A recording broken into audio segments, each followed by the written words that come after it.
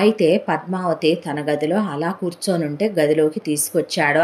అమ్మా అమ్మా అంటే, ఏంటి నాన్న అంటే, ఏంటిదేందో వాగుతుందే, నువ్వు తాంబూలం పళ్ళెని తీసుకొని వీళ్ళింటికి వెళ్ళావంటే ఏంటి, నేను దీని చెల్లెల్ని ప్రేమించాను, నేను దీని చెల్లెల్ని చచ్చిపోతానన్నాను, నేను ఉరేసుకుంటానన్నాను, దాన్ని పెళ్లి చేసుకుంటానన్నాను, అది లేకపోతే ఇంకెవరిని చేసుకోనన్నాను జీవితంలో అని అన్నావంటదేంటి, దీనికి పిచ్చి పట్టిందా లేకపోతే ఏం జరిగిందే అసలు అనేపాటికి పద్మావతి అలా శివ కళ్ళల్లో కళ్ళు పెట్టి చూసి కళ్ళతో శివకి ఏం మాట్లాడొద్దన్నట్టు సైగ చేసేపాటికి, అది కాదమ్మా అంటే, నిజమే కదరా, నిజమే కదా, నిజమే కదా అనేసరికి శివ వాళ్ళమ్మ చెప్పిన దాంట్లో ఏదో కీలకం ఉందనిపించి ఒక్క అడుగు వెనక్కి తగ్గి దుర్గా చెయ్యి వదిలేసి, ఏంటైతే ఇప్పుడు మూసుకొనేళ్ళు తర్వాత మాట్లాడొచ్చు, నేను అదే చెప్తున్నాను, పెళ్లి చేసుకున్న తర్వాత నా చెల్లెల్ని ఈ ఇంటికి వచ్చిన తర్వాత నువ్వు ఒక దెబ్బ కొట్టినా ఒక మాట అన్నా,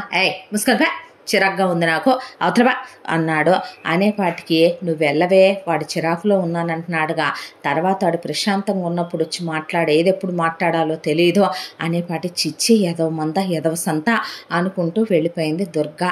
ఏంటమ్మా అది వాగేదే, నేను ఆ కళను ప్రేమించడం ఏంటే, దాన్ని పెళ్లి చేసుకోవటం ఏంటే, ఏంటమ్మా ఇదంతా, నువ్వు నిజంగా వెళ్ళావా తాంబూలాలు తీసుకోవటానికి, నువ్వు నిజంగా తాంబూలం పళ్ళని తీసుకుని వెళ్ళి పసుపు కుంకాలు పెట్టొచ్చావా, అవునరా, దానికి నీకు పెళ్లి నిశ్చయం చేసుకొని వచ్చాను, దానికి నాకు పెళ్లి నిశ్చయం చేసుకోవటం ఏంటమ్మా, పిచ్చి పట్టింది ఏంటే, నువ్వే అన్నావుగా నేనెవరిని చెప్తే వాళ్ళనే చేసుకుంటానని, మరి నేను ఇప్పుడు దాన్ని చేసుకోమంటే చేసుకోవా, అది కాదమ్మా అంటే, నాకు తెలుసులేరా నీకెవరినిచ్చి చెయ్యాలో, ఎవరినిచ్చి చేస్తే కరెక్ట్గా ఉంటుందో, ఎవరినిచ్చి చేస్తే నీ బతుకు కరెక్ట్ అవుతుందో కూడా తెలుసు నాకు, అందుకే నేను వెళ్ళి తాంబూలం మార్చుకొని వచ్చాను అనేసరికి శివ ఏమీ మాట్లాడలేదు.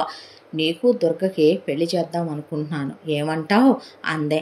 మా నువ్వు ఇప్పుడు కళను పోయి దుర్గ అన్నట్టున్నావు, లేదే దుర్గనబోయే దుర్గే అన్నాను నేను.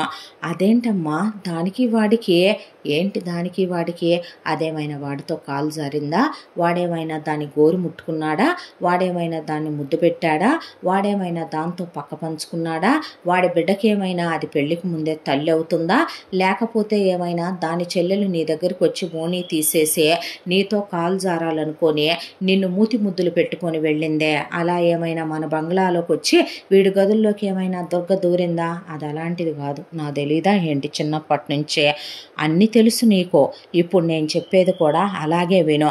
అదేంటమ్మా అలా మాట్లాడతావు, అది వాడు ప్రేమించుకుంటుంటే ఏంటి ఇప్పుడు వాడిది ప్రేమ అంటావు, దానికి అసలు ప్రేమ అంటే ఏంటో తెలుసు అంటావు నువ్వు, ఇప్పుడు వాళ్ళు దాన్ని నిస్వార్థంతో కేవలం ప్రేమలే ఉండటం వల్ల చేసుకుంటున్నారంటావు, అంతేనా, 500 ఎకరాల కోసం కాదుగా, అయితే అది కాదమ్మా, అదే 500 ఎకరాల కోసం మనం కూడా దుర్గం చేసుకుందాంరా మా అంటే, అవునరా ఇప్పుడు 500 ఎకరాలు నాకు కావాలి, నేను చేసుకోమనే వాళ్ళని నువ్వు చేసుకుంటానన్నావు కదరా, దుర్గేమి కళలాగా క్యారెక్టర్లెస్ది కాదు, తిరుగుబోద్ది కాదు, గాలి రకం కాదు, చూడ్డానికి బాగానే ఉంటుందిరా, కాకపోతే కళంతా అందంగా ఉండదేమో కానీ కళగా ఉంటుంది, సంసార పక్షమైందే, దానికి నాకు తెలిసి చిన్నప్పటి నుంచి నేను దాన్ని చూస్తున్నా, దానికోసం ఎవడు రాడు, అది ఎవడి కోసం ఏ కిటికీల్లో కూర్చొని నీతో అది చిన్నది సరసాలాడినట్టు ఎప్పుడూ సరసాలాడలేదు ఎవరితోనో,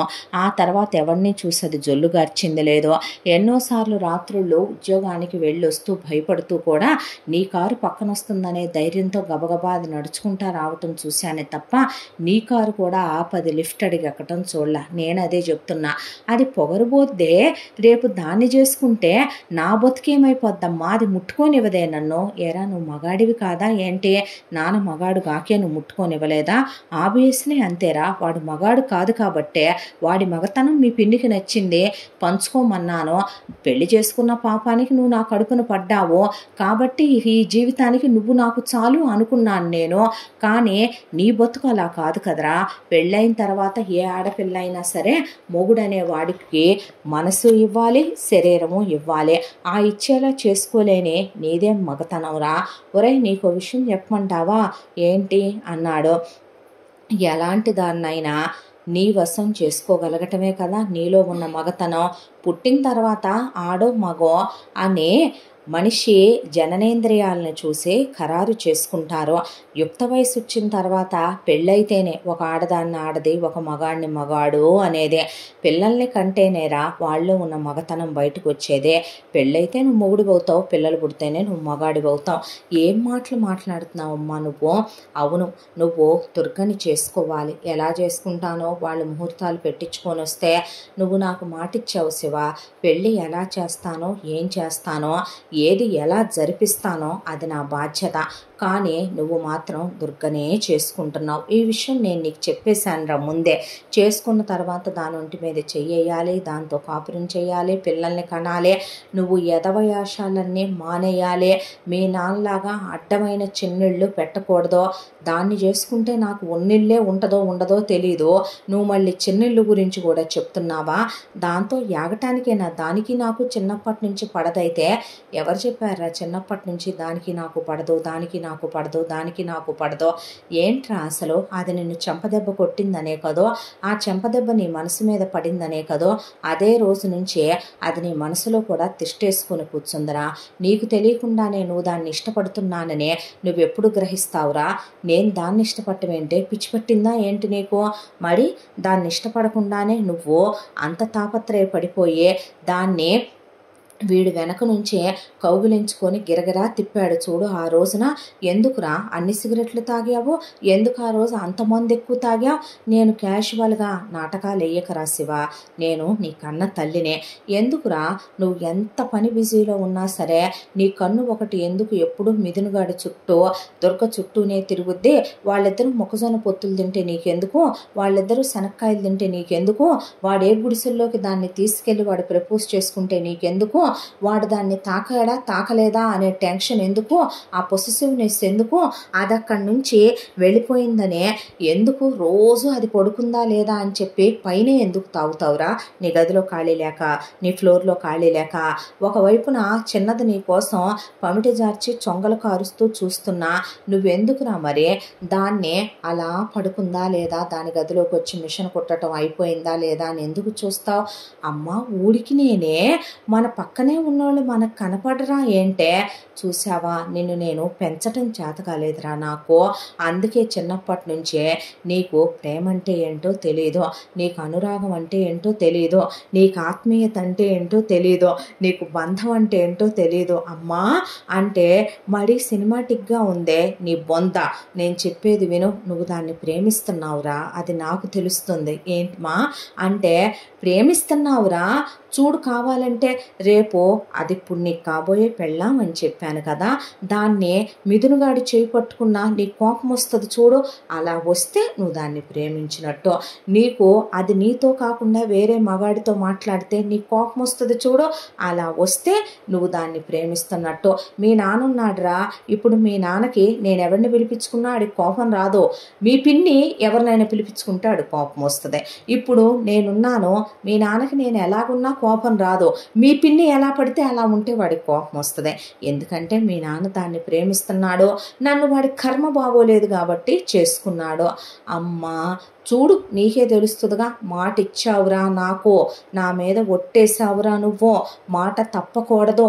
మరి దీంతో నిశ్చితార్థం ఏంటే అంటే అయిపోయింది కదా, నేను తాంబూలాలు మార్చుకొని వచ్చాను కదా, ఏం జరగబోతుందో ఏం జరుగుద్దో ఎలా జరిపిస్తానో నాకు తెలుసు. నువ్వు నోరు మూసుకొని చూస్తూ ఉంటావా ఇక నుంచే? అది నీ పెళ్ళాం అని చెప్పి వెళ్ళి ఆలోచించుకోపో. నీ పెళ్ళాం గురించి నువ్వు దాన్ని ఎలా ప్రొటెక్టివ్గా చూసుకోవాలో చూసుకో. దాని ఒంటి మీద ఎలా చెయ్యాలి, ఎలా పిల్లల్ని కనాలి, దాంతో ఎలా కాపురం చేయాలి, దాన్ని ఎలా లొంగ తీసుకోవాలి చూడరా. ప్రేమకు సంబంధించిన సినిమాలు చూడరా. నరుక్కోవటం, పొడి చేయటం, ఫ్యాక్షనిజాలు, మైనింగులు, తొక్కేటాలు ఈ కాదురా నాన్న. షో ఇవాళ నాకు ఫుల్ వేసినా కూడా ఎక్కదే అమ్మ అనే పాటికి ముందు అవి తగ్గించు. నువ్వు ముందు మెల్లగా ఆ భోగం మేళ వ్యవహారాలు తగ్గించు. ఊరుకో, నేను వెళ్ళేది 6 నెలలకోసారి 3 నెలలకోసారి. కానీ నువ్వైతే వెళ్ళిన ప్రతిసారి దుర్గ కళ్ళల్లో నా కళ్ళల్లోనే పడతావురా. పడతాను, అదెప్పుడు నా చుట్టూనే తిరుగుద్దిగా దెయ్యంలాగా. ఎందుకు అంతిది మరి? దాన్ని తలుచుకుంటానే వెళ్ళొస్తున్నావేంట్రా? దాన్ని ఊహించుకుంటానే అన్నీ జరిపించొస్తున్నావేంటి అక్కడ మా అనేపాటికి ఏమో ఎవరికి తెలుసులే అనేసరికి పిచ్చి పట్టింది నీకని గదిలోకి వెళ్ళిపోయాడు. వెళ్ళరా వెళ్ళు, అమ్మన్రా నేను, నాకు అన్నీ తెలుసులే అంది పద్మావతి. వెళ్ళిన శివకి ఒకటే ఆలోచనలు. అమ్మేంటి అలా అంది, అమ్మేంటి అలా అంది, దానికి నాకు పెళ్ళా? చిన్నప్పుడు అది నన్ను చెంపదెబ్బ కొట్టిన దగ్గర నుంచి అదంటే నాకు అసహ్యం కదా, దాన్ని నేను ప్రేమించడం ఏంటి, దాన్ని నేను పెళ్లి చేసుకోవటం ఏంటి దేవుడా, ఇది దాన్ని నాకు ఇచ్చి పెళ్లి చేయటం ఏంటి, రేపు నా బతుకు ఎలా ఉండిపోతుంది, ఎంతైనా నేను మనిషిని కదూ, ఇది అర్థం చేసుకోదేంటి, పెళ్ళైతే పెళ్ళామనే దాని మీద నాకు ఎంతో కొంత ఎక్స్పెక్టేషన్స్ ఉంటాయి కదా, పెళ్ళామంటే ఏంటి, వచ్చి ఇంట్లో ఉండి నేను చేయేస్తే చేయించుకొని పిల్లల్ని కనిస్తే చాలనుకుంటుంది ఏంటిది, నేను మనిషిని కాదనుకుంటుందా ఏంటిది అని ఆలోచిస్తూ ఉండగా ఆ రోజు నిజంగానే తాగుదాం అనుకున్నోడికి కూడా బుర్ర పని చేయక ఈరోజు ఓ సినిమా వేసుకొని చూడాలని సినిమా పెట్టుకొని కూర్చున్నాడు శివ. ఈలోపు రాత్రి కరెక్ట్గా 11 ఆ టైం అవుతుంది. ఎక్కడ వాళ్ళు అక్కడ తినేసి పడుకున్నారు మిథున్తో సహా. అయిపోయిన తర్వాత టకటక శివ డోర్ ఎవరో కొడుతున్నట్టు శబ్దం వస్తే తీసే ఉంది అనేసరికి లోపలికి వచ్చింది దుర్గ. చూస్తే తలస్నానం చేసి జుట్టు వెరబోసుకొని బ్లూ కలర్ శారీ కట్టుకొని వచ్చింది.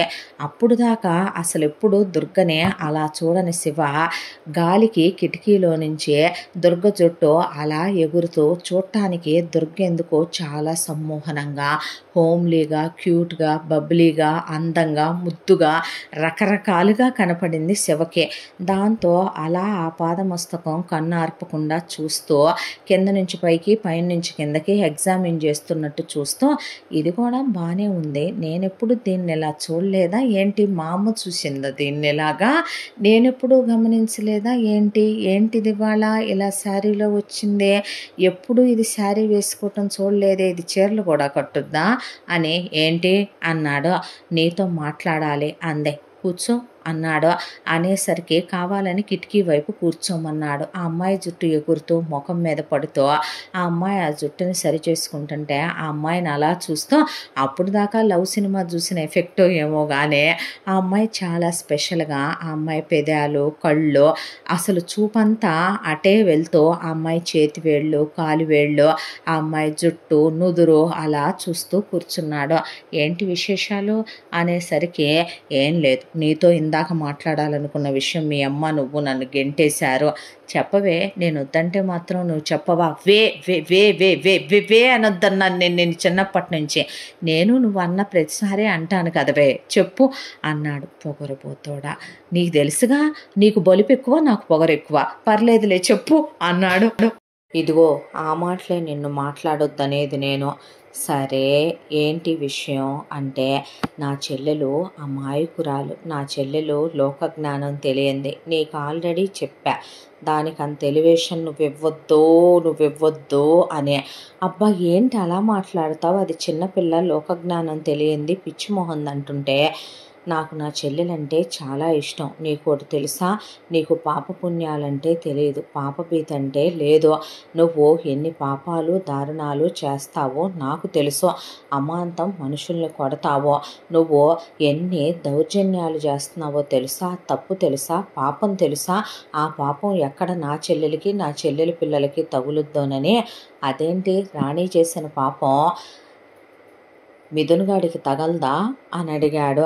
అదేంటి తన్నంటావో, మధ్యలో తన్ను తీసుకొస్తావో, సరే ఇప్పుడు ఎందుకని మిథున్కి తగలదో, తను చేసేది వ్యవసాయం కాబట్టి తను పొలాలును మిల్సేగా చూసుకుంటున్నాడు, అన్నం పెట్టడం పాపమా, సరే ఆ ప్రాపర్టీ అంతా ఎలా వచ్చింది మిథున్ వాళ్ళ అమ్మకి, వాళ్ళ అమ్మదేనా కాదు, ఒకప్పుడు మా తాతదే, తర్వాత అదేలే వాళ్ళ అమ్మ సంగతి తెలిసిందేగా, మరి వాళ్ళ అమ్మ చేసిన ఆ పాపం వాడికి తగలదా, మరి మా అమ్మ చేయలేదు కదే, అలా ఏదిళ్ళు వాడింది మా అమ్మ, ఎవరిని చేసింది మా అమ్మ, మరి అలాంటప్పుడు మరి ఆ పాపం ఎవరికి తగలాలి, మిథున్ని చేసుకునే వాళ్ళకి తగలాలి, మరి అలాంటప్పుడు నువ్వు నాకెందుకు చెప్తున్నావు, అబ్బా ఏంటి నువ్వు ఆ మాటలు మాట్లాడటం, ఏలికేస్తే కాలికి, కాలికేస్తే ఏలికి, అవును పాపపుణ్యాలేంటే, మధ్యలో ఒక మాట అడుగుతాను చెప్పు నాకు, ఏంటి అందే. మీ తాతయ్య పుణ్యాత్ముడేనా,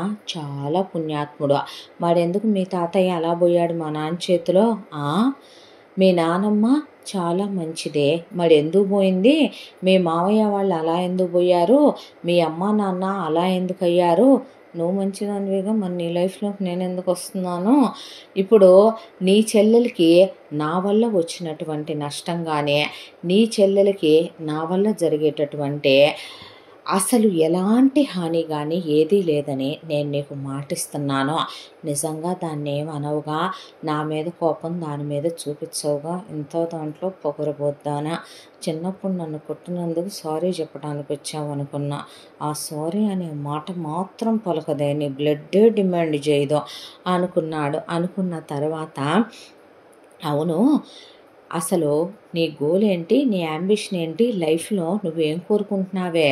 నీ చెల్లెల గురించి ఇన్ని చెప్పావు అనేసరికి, ఏమీ లేదు, మా నాన్న మారాలి, అది జరగని పని. మా అమ్మ నన్ను అర్థం చేసుకోవాలి, అది అసలు ఈ జన్మలో ఊహించకూడని పని. నా చెల్లెల లైఫ్ చాలా హ్యాపీగా ఉండాలి, దాంతో నాకు సంబంధం లేదు. అదే తన లైఫ్ తను అనుకున్నట్టే ఉంటుంది. నేను రావటం వల్ల తన లైఫ్లో వచ్చేటువంటి మార్పులు ఏమీ లేవు అంటున్నా. నా లైఫ్ నేను మంచి హస్బెండ్తో హ్యాపీగా మంచి పిల్లలతో సంతోషంగా ఉండాలి, ఇది ఆలోచిద్దాంలే కానీ అనేసరికి, నువ్వు ఆలోచించటం ఏంటి? మిథున్ ఉన్నాడుగా నాకు. మిథున్కి ఏమైంది? మిథున్ చాలా మంచోడైతే, అవునవును అవునే, ఫ్లాలెస్ డైమండ్ అంటారు తెలుసా? తెలుసు. వాడదని కదూ నీ ఎలివేషన్ ఇచ్చుకోవటం నువ్వు. తన గురించి నాకు చిన్నప్పటి నుంచి తెలుసు. తనేవి నీలాగా అమ్మాయిల్నే, నాలాగా నేనేంటి రెడ్ లైట్ ఏరియాకి రెగ్యులర్ కస్టమర్ నేను. వాడు అసలు పరపరాగ సంపర్కం చెందని పువ్వు అనుకుంటున్నావేంటి నువ్వు? ఏమోలే, నీతో నేను అసలు మాట్లాడలేను బాబు, నువ్వు అసలు మాట్లాడనివ్వవు. ఇదంతా అనవసరం. నేను ఎందుకు వచ్చానో ఆ విషయం మాత్రం చెప్తాను. నీకు నేను 200 ఎకరాల పొలం మా చెల్లెల కింద రాసిస్తాను. మా చెల్లెల పేరు మీదే పెడతాను, అది వేరే విషయం. నేను నిన్ను నమ్మను, అది ఇంకో విషయం.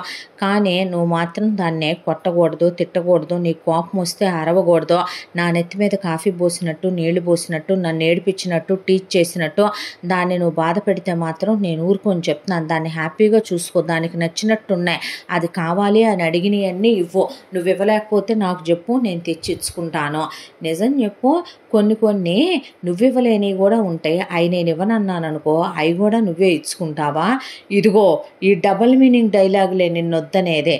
పిచ్చివాగుడు వాక్కుండా పొద్దుగూకిన తర్వాత పెళ్ళిగాని ఒక అబ్బాయి గదిలో పెళ్ళి కాని ఒక అమ్మాయి ఇలా చీరలు కట్టుకొని తలస్నానం చేశావా? తలారబెట్టుకున్నావా? దువ్వుకున్నాను కూడా. మోహిని పిశాచంలాగా జుట్టారు పోసావేంటే అంటే, కాదు పువ్వులు వచ్చినాయి పెట్టుకుందామని. పెట్టుకున్నావుగా. నిద్ర రావట్లేదా? వస్తుంది. ఇవాళ ఏంటి మిషన్ కుట్టట్లేదు అంటే, ఈరోజు అలిసిపోయాను, ఇల్లంతా దులిపాను పొద్దున్నుంచి. సరే వెళ్ళి బొజ్జుపో నువ్వు, వెళ్ళిపో నువ్వు అనేసరికి, అది కాదు వెళ్ళమన్నా, ఇంకెక్కువసేపు నా గదిలో ఉంటే నేను ఇప్పుడు తాగటం స్టార్ట్ చేస్తా. ఆ చండాలాలు జైబాకు, నువ్వు మానేసే అలాంటివన్నీ. సరేలే నువ్వు వెళ్ళు అన్నాడు. అనేసరికి అలా వెళుతుంటే చూస్తూ యాంగిల్ బై యాంగిల్ చూస్తే ఇది కూడా బాగానే ఉంది. నేనేంటి దీని గురించి ఎలా ఆలోచిస్తున్నాను? మా అమ్మ అన్నట్టు నేను ఇప్పుడు దీన్ని అసలు అలా చూశానో, మా అమ్మ అన్న మాటలన్నీ నా మైండ్ మీద అదోలా పనిచేస్తున్నట్టున్నాయి అని డాబా ఎక్కి తాగుతూ కూర్చొని అలా వెళ్ళిన దుర్గా పడక కుర్చీలో అలా పడుకుంది. అనుకోకుండా గాలికి అలా ఆమె పమిట నడుం దగ్గర జరిగి నడుం కనిపిస్తుంటే, ఆమె పాదాలు పట్టీలు కనిపిస్తుంటే అలా చూస్తూ స్మోక్ చేస్తూ తాగుతున్నాడు. ఇదెక్కడ సచ్చింది చిన్నదే అని యువతల కిటికీ వైపు చూస్తే, అలా రొమాంటిక్ నావెల్స్లో మునిగిపోయి అసలు మంచం మీద దిండు కౌగిలించుకొని దొర్లేస్తుంది కళ. ఇంతే, దీని జన్మ బాగుపడదు. వీళ్ళమ్మా నాన్న ఆల్రెడీ ఎప్పుడో వెళ్ళిపోయి ఉంటారుగా. పెళ్లి కూతురు పెళ్లి కొడుకు అనవసరం ఆలోచించడం. వీడేం చేస్తున్నాడు మిథున్ గాడు అని చూస్తే, దిండును కౌగిలించేసుకొని నిద్రపోవటం. ఇటు సైడ్ గదిలోనేమో రాణి రంజిత్ గురకబెట్టి పద్మావతి నిద్రపోతున్నారు. వాటే ఫ్యామిలీలు అస్సలు అనకూడదులే కానీ. దేవుడు దేంతో నాకు రాసేసాడంటుంది మా అమ్మ ఒట్టేయించుకుంది. దీన్ని నేను నిజంగానే ప్రేమిస్తున్నానా? చచ్చ, దీన్ని నేను ప్రేమించడం ఏంటి? ఇదంటేనే నాకు అసహ్యం అయితే, ఇదంటేనే నాకు నచ్చకపోతే, ఏంటిది వాళ్ళు బయట పడుకుంది, చల్లగాలి వస్తుంది అని రాయి తీసుకొని ఒక్కటేసాడు కరెక్ట్గా తగిలేలాగా. వెళ్ళి ఆ రాయి దుర్గకి తగిలి అబ్బో అని లేసి, ఏంటో పడింది నా మీద, అమ్మో ఆకాశంలో ఫ్లయింగ్ సాసర్లు తిరుగుతున్నాయేమో అని లోపలికి వెళ్ళి మంచం మీద వాలిపోయింది. దీనికోసం గ్రహాంతర వాసులు ఫ్లయింగ్ సాసర్లు వేసుకొని వచ్చి దీని మీద రాయేశారు. తెంగర మొహందే పడుకుందలే అని. నేనెందుకు ఆలోచిస్తున్నాను ఇదంతా, నేనెందుకు చూస్తున్నాను అసలు అటువైపు, నేనెందుకు రాయేశాను అసలు, దీనికి ఏం జరుగుతుంది అసలు, నాకు ఎక్కిసావట్లేదేంటి, దీన్ని ఇందాక చూసిన దగ్గర నుంచి నేను ఎంత తాగుతున్నా నా బ్రెయిన్కి ఏమైంది అసలు అని ఆపకుండా తాగుతానే ఉన్నా. ఆ రోజు అసలు బ్రెయిన్కి ఎక్కలేదు.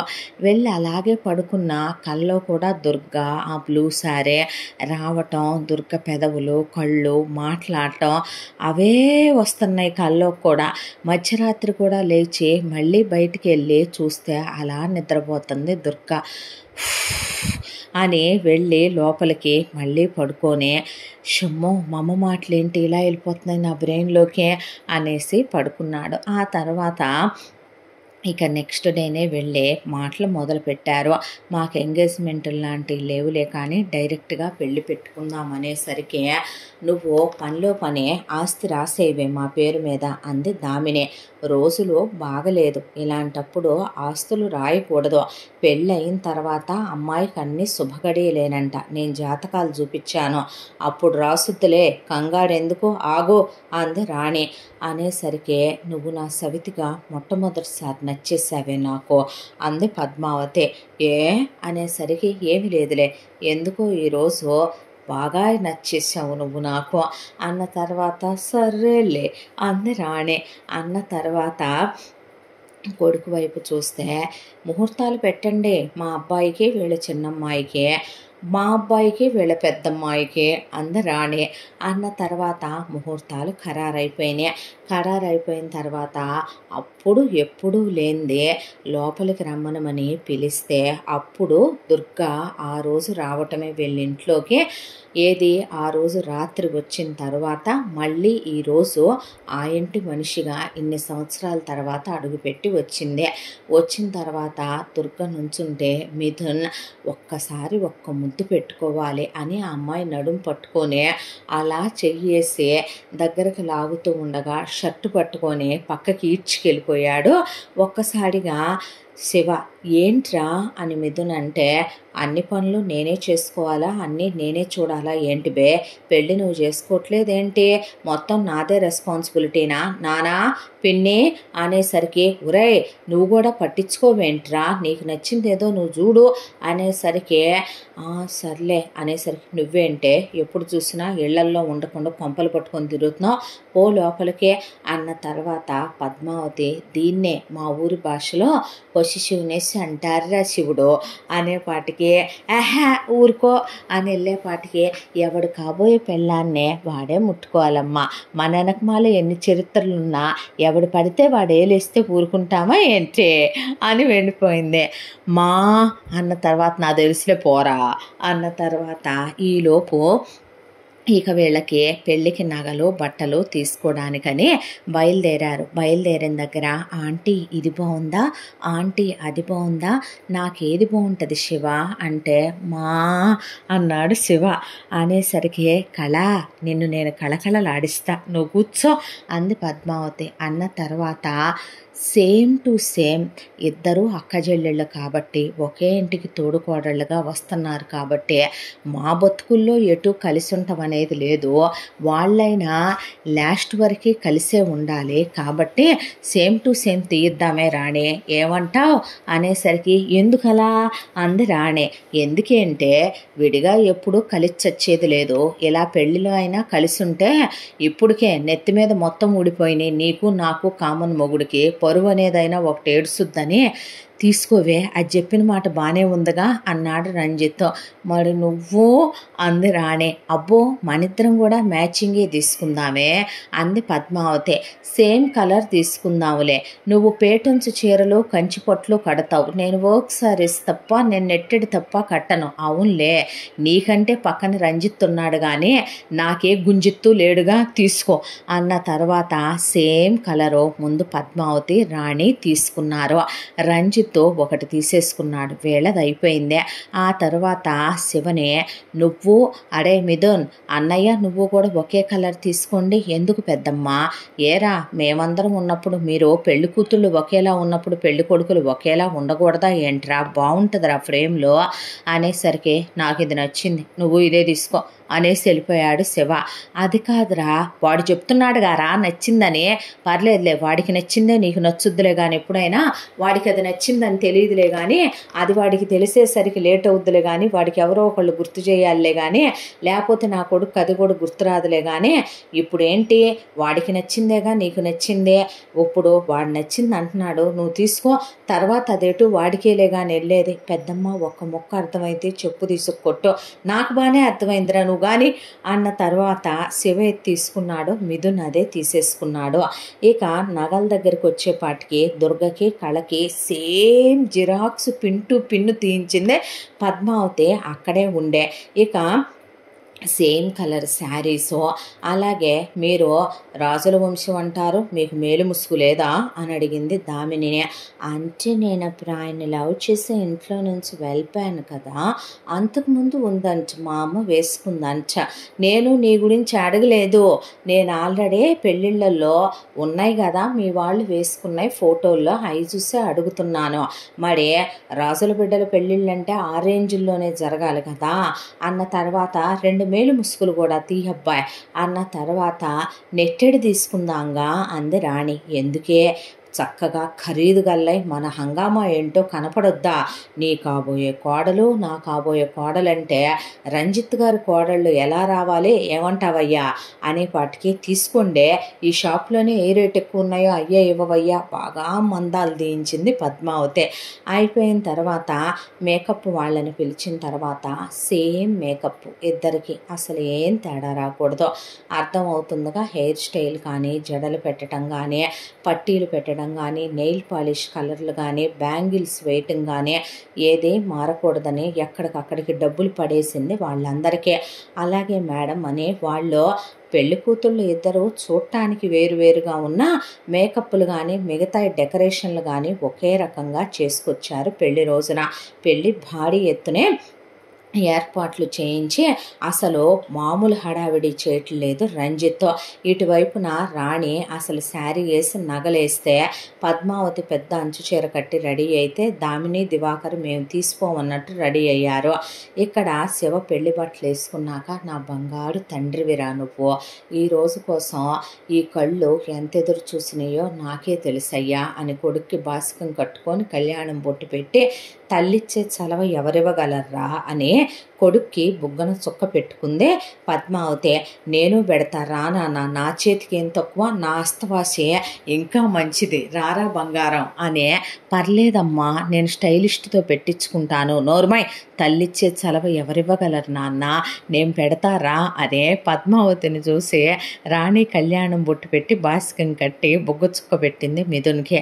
దాని హస్తవాసి ఏంటో కాసేపట్లో దాని కొడుకు దాని చెంప మీద చెప్తాడు లేరా అంది పద్మావతి. మా అన్నాక, నువ్వేమీ కంగారు పడకు, నీకు నేనున్నానురా, నేనుంటానురా, నువ్వు నా ప్రాణం నాన్న, నీకేమైనా అయితే ఈ అమ్మ ఉండదు, నువ్వు కంగారు పడబాకు అన్న తర్వాత పెళ్లి కూతుళ్ళు రెడీయా అంది పద్మావతి. బాగున్నారమ్మా చక్కగున్నారు. పెళ్లి కూతుళ్ళు రెడీయా, బాగున్నారమ్మా చక్కగున్నారు అంది రాణి. అన్నాక, ఏమే ఒక్కడిని వదిలేసావు నువ్వు ఆయన్నే, వచ్చేపోయే వాళ్ళందరూ పెద్ద భార్య అని నేను కదా, రెండోది పోయిందేమో ఎవరినన్నా తీసుకొని ఎవరితో లేచిపోయింది అనుకుంటున్నారు. చా మినిస్టర్ గారు బాగున్నారా అనుకుంటా వెళ్ళిపోయింది. నువ్వు వెళ్ళటమేగా నాకు కావాలి అనుకున్న తర్వాత అక్కడే పనమ్మాయికి సైగ చేస్తే పనమ్మాయే ఒక బౌల్ తీసుకొని వచ్చింది. ఇంతకీ పెళ్లి కూతుళ్ళ అమ్మగారేరే, ఇదిగో ఇప్పుడు కాదు, అమ్మాయిలు పెళ్ళైన తర్వాత అప్పుడు వెళ్దాం వెళ్దాం మనం ట్రిప్కి, 4 రోజులు రావద్దు సరేనా, అలాగే వరల్డ్ టూర్ పంపుతాం మిమ్మల్ని, దామ్మ ఇట్రా బంగారం అని దామినిని పిలిచే పిల్లల తల్లి తినిపించాలంట ఈ స్వీటు. మా సిద్ధాంత్ గారు పంపించారు, ప్రసాదం అంట పెట్టు పిల్లలిద్దరికీ అనేసరికి తన కూతురికి బాగా చిన్న కూతురు తన కూతురనే, అసలు పెద్ద కూతురు ఏదో పరాయి కూతురు అన్నట్టు ఫీల్ అవుద్ది కాబట్టి దామిని 10 స్పూన్లు చిన్న కూతురికి పెట్టి ఒక 7-8 స్పూన్లు పెద్ద కూతురికి పెట్టిందే.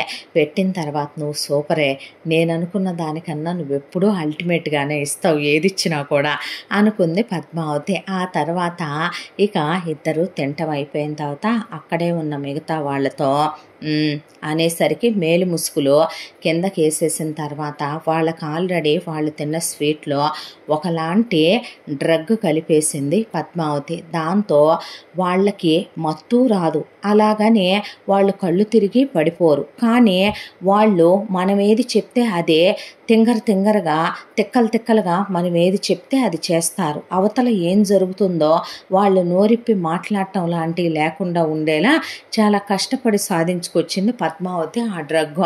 దాంతో మార్చేయండి పెళ్లి కూతుళ్ళని, అటు దాన్నిటు ఇటు దాన్నట్టు అన్న తర్వాత అలాగేనని శివ వైపు దుర్గనే, మిథున్ వైపు కళనే మార్చి పట్టుకున్న తర్వాత పెళ్లి కూతుళ్ళ తల్లేది అనేసరికి ఉన్నాను ఇక్కడే అనేసరికి పద తీసుకెళ్ళి కూర్చోబెడదు కానీ కూతుళ్ళని అంది పద్మావతి. అనేసరికి తన చేత్తోనే తను తీసుకెళ్ళి మిథున్ పక్కన కళనే, శివ పక్కన దుర్గనే కూర్చోబెడితే శివ వైపు చూసి కన్ను కొట్టి దుర్గే అంది. అన్న తర్వాత తెలుస్తుందమ్మా, నాకు తెలుసు, దాని కాలు మీద పుట్టుమచ్చ దాని చేతి మీద పుట్టుమచ్చ ఉంటాయి, నాకు తెలుసు. ఆడేం ప్రేమికుడురా, పనికి మాల సన్నాసి. దాన్ని చిన్నప్పటి నుంచే దాని క్లాస్మేట్ అంటాడు, బెంచ్ మేట్ అంటాడు, స్కూల్ మేట్ అంటాడు, ప్రేమించానంటాడు, ఫ్రెండ్షిప్ అంటాడు. ఆడికి అది కూడా తెలియలేదు ఇది చిన్నదో పెద్దదో అనేది. అన్న తర్వాత నా జీవితం హృదయంతో అంటావు నువ్వు, అంటం కాదు దాంతోనే నువ్వు కానీ అన్న తర్వాత అలా ఇద్దరిని పక్కనే కూర్చోబెడితే తొందర కానివయ్యా పంతులు, పిల్లలు ఎంతసేపు ఉంటారు ఆ మేలి ముసుగులో అనేసరికి తంతు త్వరగా కానిచ్చేసి జీలకర్ర బెల్లం పెట్టేటప్పుడు అలా చెయ్యి లోపలికి పోనిచ్చి పెట్టమని, అయిపోయాక తాళి కట్టడం అయిపోయాక నొసట్లో సింధూరం పెట్టాలన్నప్పుడు మేలి ముసుగులు తీశారు. తీసేపాటికి ఎదురుగా ఉన్న రంజిత్కి గుండె ఆగిపోయి నోట్లో మాట రాలా. అసలు రాణి ఏం చేస్తున్నావురా అనేపాటికి ఏంటమ్మా నీ పక్కన ఉందెవర్రా అనేపాటికి దుర్గా అని ఇటు తిరిగాడు మిథున్. తిరిగేసరికి కళ ఇదుందేంటి నా పక్కన, అయ్యయ్యో మా చిన్నమ్మ అటు పెద్దమ్మ ఇటు ఎలా మారారు, అదేంటి నీ కూతుళ్ళని తీసుకొచ్చి కూర్చోబెట్టింది నువ్వు, అలా ఎలా కూర్చోబెట్టావో అనేపాటికి ఏం జరుగుతుంది అసలు ఇక్కడ అంది రాణి. అనేపాటికి నీ వియ్యపురాలే తెచ్చి కూర్చోబెట్టింది కూతుళ్ళని, మమ్మల్ని అడుగుతావే అనేసరికి ఇదంతా ఏంటి తేడాగా ఉంది, దీనివైపు చూస్తుంటే నా సవితిని నమ్మడానికి లేదు, ఏంటి ఇది దీని కొడుకు నింపాదిగా ఉన్నారేంటి అన్నట్టు అలా చూస్తూ శివ వైపు సరేరా జరిగిందేదో జరిగింది, ముందు ఎందుకు ఏది ఎలా జరిగిందనే తీసి పక్కన పెట్టి ఆ అమ్మాయిని తీసుకొచ్చి ఇటు కూర్చోబెట్టండి, ఆడంగులు ఈ అమ్మాయిని తీసుకెళ్ళి అటు కూర్చోబెట్టండి, పంతులో మెళ్ళో తాడి మళ్ళీ 3 ముళ్ళు ఇప్పించేసి ఇటు తాళ్ళెట్టి అటు తాళ్ళెట్టు కట్టిచ్చేసే, ఎవడే కట్టేది ఎవడికే కట్టేది, చెప్పుతో కొడతా, నీలాగా అనుకుంటున్నావా ఏంటి, పెళ్లికి ముందే అన్నీ చేంజ్ చేసుకొని కొడుకుల్ని కానీ ఆ తర్వాత ఇళ్లల్లో 4 గోడల మధ్య నీకు నచ్చినట్టు గోడకి ఎదురుగా నీకు నచ్చినట్టు దేవుడు పటం ఎదురుగా తాళి కట్టించుకొని నేను వెళ్ళాలని కులకటానికే యాషాలేస్తే మొహం పగిలిపోద్దే.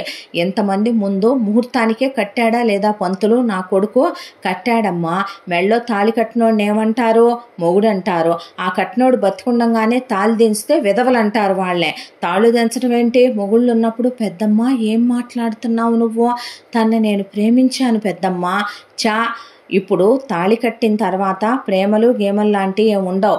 అంత ప్రేమించింది ఎవరితో తెలియకుండా ఎలా కట్టుకున్నావురా నువ్వు తాళి అనేపాటికి, అదేంటి పెద్దమ్మ ముసుగుంది కదా, మరి అలా అనుకుంటే అన్నయ్య కూడా అన్న తర్వాత అన్నయ్య కూడా వాడు మామూలుగా కట్టేశాడు అంతేనో, నువ్వు మాత్రం ప్రేమించిన అమ్మాయిని చూసుకొని కట్టుకోవాలి కదా, వాడు ప్రేమించాడన్నా. ఇప్పుడు వాడి ప్రేమ విషయం ఎందుకయ్యా, నీ ప్రేమ గురించి మాట్లాడుతుంటే అసలు ఏం జరుగుతుందే అనేలోపు పెళ్లి కూతుళ్ళ మొహాన నీళ్లు జల్లి నీళ్లు పెట్టి కడిగిచ్చి నిమ్మకాయ రసాలు తాగిచ్చే, ఇక వాళ్ళకి మజ్జిగలు పట్టి అటు చేసి చెంపలు వాయించాక తేరుకున్న తర్వాత స్టన్ అయిపోయి అలా నిలబడిపోయారు ఒకవైపున దుర్గా కళ. అసలు ఏమైందే మీకు, అలా ఎలా కట్టించుకొని చచ్చారే తాళి, నువ్వు వాడితో నువ్వు వీడితో కట్టించుకోవటం ఏంటే అని దామిని అంటే, మాకేం తెలుసమ్మా అనేసరికి ఏంటో మత్తొచ్చేసిందే, ఏంటో అయిపోయిందే. ఏంటమ్మాయి మత్తొచ్చేదే, ఏందో అయిపోయేదే, నాటకాలు వేస్తున్నారా ఏంటి అన్నాడు రంజిత్తో. నువ్వేందయ్యా అలా మాట్లాడతావు అంది రాణి.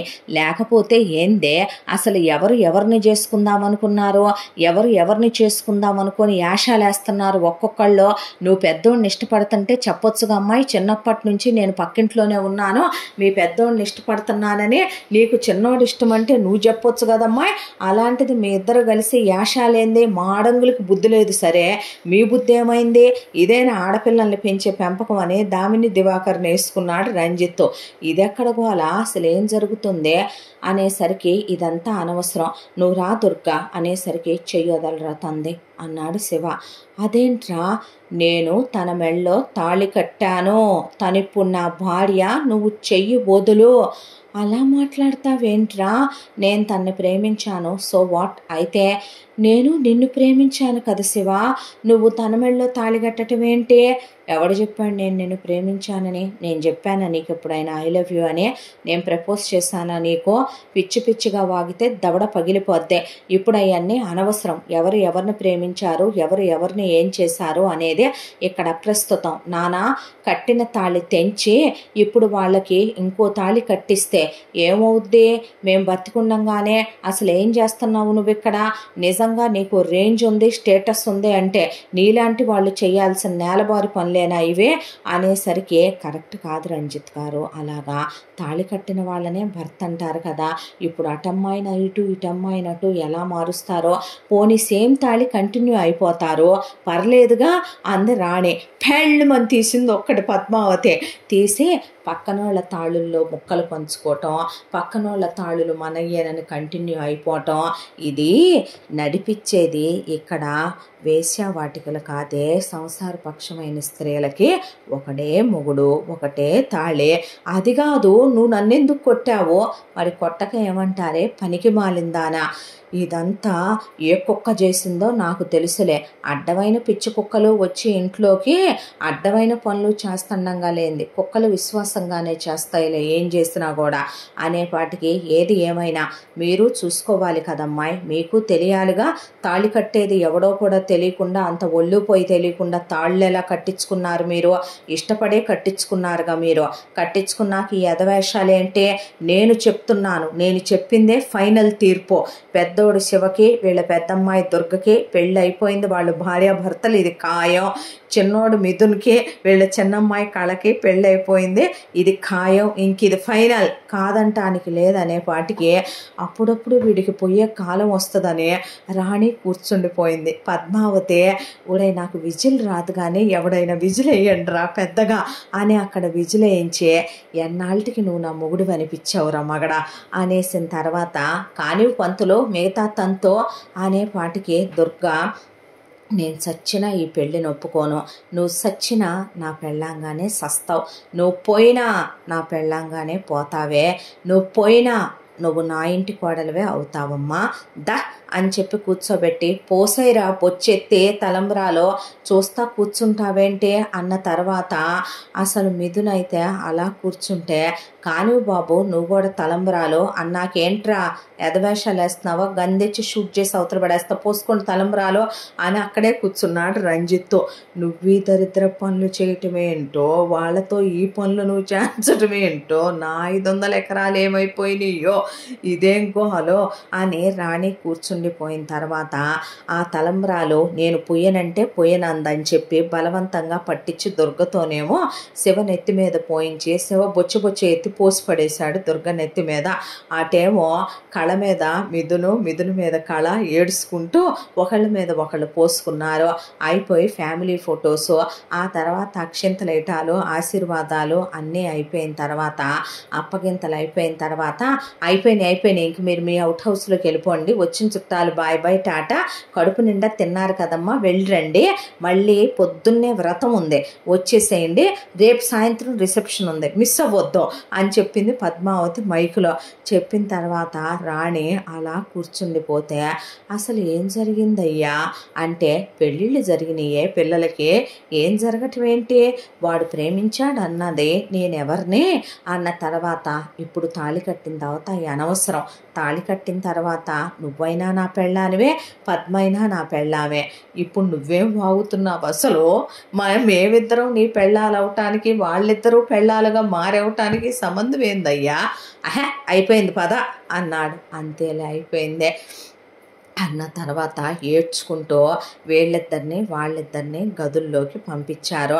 పొద్దున్నే వ్రతానికి లేవాలని చెప్పి పంపించిన తర్వాత ఎవరి గదుల్లోకి వాళ్ళు వెళ్ళిన తర్వాత షర్టు బటన్స్ తీస్తుంటే శివని పిచ్చి వేషాలు వేసావంటే దవడ పగల కొడతాను అనేసరికి వెదవ్వాగుడు వాగావంటే చంపి పడేస్తా, నా సంగతి తెలియదు, బట్టలు మార్చుకుంటున్నానే పనికి మాలిందానా అని ఆ బట్టలు తీసేసి ఫ్రెష్ అయ్యి ఆ తర్వాత అసలు నువ్వు నా మెళ్ళో తాళెందుకు కట్టావు, నన్ను ఎందుకు పెళ్లి చేసుకున్నావు, నా గొంతు ఎందుకు కోసావు, అసలు నీకు తెలియకుండానే కట్టావా, నువ్వెలా కట్టించుకున్నావు మరి నాకు తెలియలేదు, మరి మేలు ముసుగులో ఉన్న నువ్వు నాకెలా తెలుస్తావో, ఆడెలా కట్టాడు మరి అది తనకి తెలియలేదు, చా అంటే మాకు తెలిసి కడతాం, వాడు తెలియక కడతాడు, నువ్వు తెలియక కట్టించుకుంటావు, నీ చెల్లెలు తెలియక కట్టించుకుంటుంది, అదొక అమాయకురాలు, వాడొక అమాయకుడు, నువ్వు ఒక అమాయకురాలువే, మేము క్రిమినల్స్, అది వేరే చెప్పాలా, సరే ఏడ్చుకో అయితే అన్న తరువాత పడుకుండిపోయాడు. అలాగా శివ ఎక్కిళ్ళు పెట్టి దుర్గా ఆ నగలన్నీ తీసి పడేసి ఏడ్చి ఏడుస్తూనే అలా కూర్చుంది. ఏంటే నీ గోల అనేసరికి నీకు మనుషులు అర్థం కారు, మనసులు అర్థం కారు, నువ్వు అసలు ఏం చేద్దామని ఇదంతా చేస్తున్నావో, ఏదంటే అది కాలంతో పాటు జరిగిపోద్దని చేస్తున్నానులే అనేపాటికి నువ్వు అనుకున్నది నా విషయంలో ఏదీ జరగదో, నేను నిన్నంతా యాక్సెప్ట్ చేస్తాననే కలలు కనకు, పర్వాలేదు అప్పుడు బతికున్నంతకాలం ఏడుస్తూ కూర్చుంటావు, ఏడుసుకో అనేసి లైట్ ఆఫ్ చేయి చిరాగ్గా ఉందని పడుకుండిపోయాడు. మాటకైతే అన్నాడే కానీ పక్కన ఒక మనిషి అలా ఏడుస్తూ ఉంటే నిద్ర పట్టుద్దా ఎవరికైనా కూడా, అలా కలతగా అడ్డం పడ్డాడే కానీ మనసంతా చిరాగ్గా అలజడిగా ఉంది. ఒకవైపున పక్క గదిలో వీళ్ళేం చేస్తున్నారా అని పద్మావతి కన్నేసింది. వెళ్ళేసరికి ఒకవైపున మంచం మీద చెరో పక్కన కూర్చొని ఏడ్చుకుంటూ ఒకవైపున కళ, ఒకవైపున మిథున్, నేనెంత ప్రేమించానో తెలుసా చిన్నప్పటి నుంచి మీ అక్కని, నేనెంత ప్రేమించానో తెలుసా శివనే అని ఒకళ్ళకొకళ్ళు చెప్పుకుంటూ బాధను పంచుకుంటూ ఒకళ్ళనొకళ్ళు ఓదార్చుకుంటూ ఇప్పుడు ఏం చెయ్యాలి, ఏం చేసినా ఎంత ఏడ్చినా జరిగింది మారుద్దా అన్నాడు మిథున్. మనం మార్చలేం కదూ జరిగిందాన్నే అంది కళ. చిన్నప్పటి నుంచి మనం కన్న కలలన్నీ ఈ రోజుతో కళ్ళలైపోయినట్టే కదో, మరంతేగా ఇంకేం మిగిలినట్టు, ఇప్పుడు నెక్స్ట్ లైఫ్ ఏంటి, ఏముంది, జరిగేదాన్ని యాక్సెప్ట్ చేయటమా, ఆల్రెడీ యాక్సెప్ట్ చెయ్యాలేమో కదో అని వీళ్ళు ఒకళ్ళతో ఒకళ్ళు మాట్లాడుకుంటుంటే అబ్బో వీడొక అమర ప్రేమికుడో, ఇదొక జాతిరత్నమైన అమర ప్రేమికురాలో, అసలు నీకో విషయం తెలుసా, తన్ని నేనెంత ప్రేమించానో సింగిల్ టచ్ కూడా చేయనివ్వలేదు తెలుసా మీ అక్క, అసలు నీకేం తెలుసు నా ప్రేమ గురించే, తనతో నా ఫస్ట్ అనే చెప్పవే, నా కొడుకుతో నువ్వే నా కొడుకు మీద పడే ఫస్ట్ కిస్సు పెట్టుకున్నానని చెప్పువాడికి లిప్ కిస్సు నువ్వు చెప్పాలి, నేను వినాలి అని పద్మావతి అలా నుంచోనే వెంట మొదలు పెడితే అదే ఏంటా ఫస్ట్ అనేసరికి ఫస్ట్ టైం లవ్ చేశానని శభాష్ దామిని కూతురు అనిపించావే నువ్వు అన్న తర్వాత ఈ గదిలో నుంచి దుర్గ ఏడుపులు, ఆ తర్వాత నోరు ముయ్యమని శివ అరుపులు, వీళ్ళిద్దరూ మారరు, ఈ హింతే చిచ్చి నేను మార్చగలిగిందేమీ లేదు. రేపటి నుంచి ఈ ఎదవను కూర్చోబెట్టుకొని చెప్పాలా, దీన్ని కూర్చోబెట్టుకొని చెప్పాలా, అసలు వీళ్ళిద్దరూ కలుస్తారా లేదా, నేనేం చేశానో ఎందుకు చేశానో, ఏది ఏమైనా సరే ఆ 500 ఎకరాలు నావే.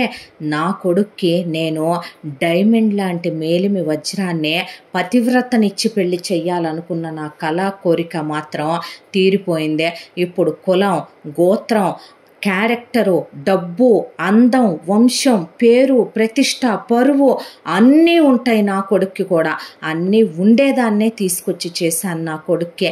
గెలిచానే నీ మీద కుమారే, నువ్వు రాణి రత్నమాలినివి అయినా నేను ఎట్టకేలకి రాజ్యాన్నే నేను వీడు పద్మావతిని చేసినా ఈ రాజ్యాన్ని నా కొడుక్కే కట్టబెట్టాను, నా శివుడికే దాన్ని దక్కేలా చేశాను. నేను గెలిచానే, ఈరోజు ప్రశాంతంగా నిద్రపోతాను వెళ్ళే. రేపటి రోజు ఏం చెయ్యాలనేదే నాకు బాగా తెలుసు. నేను అనుకున్న ప్రకారమే ఇక్కడి నుంచి ఎలా నడిపిస్తానో చక్రం చూస్తావని అనుకుంటూ తన గదిలోకి వెళ్ళి ప్రశాంతంగా దేవుడికి దండం పెట్టుకొని పడుకుంది పద్మావతి.